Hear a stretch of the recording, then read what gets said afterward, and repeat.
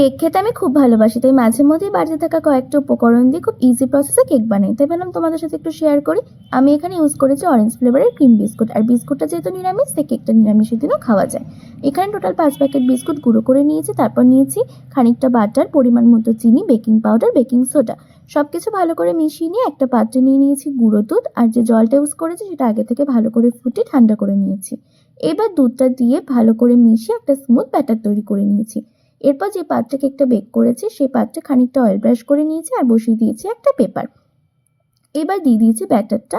তারপরে একটা কড়াইয়ে ভালো করে বালি গরম করে কেকের পাত্রটা বসিয়ে ঢাকনা চাপা দিয়ে 15-20 মিনিট মতো বেক করে নিয়েছি। তারপর উপর থেকে দিয়ে দিয়েছি খানিকটা কাজু বাদাম কুচি আর চেরি কুচি, তাতে দেখতেও ভালো লাগে, খেতেও ভালো লাগে। তারপরে আরও একবার বেক করে নিয়েছি আর টুথপিক দিয়ে লাস্টে চেক করে নিয়েছি কেকটা কেমন বেক হয়েছে। ফাইনালি কেকটা দেখতেও খুব সুন্দর হয়েছে আর খেতেও খুব সুন্দর হয়েছে। আর তোমাদের ভিডিওটা ভালো লাগলে একটা লাইক করে দিও। টাটা।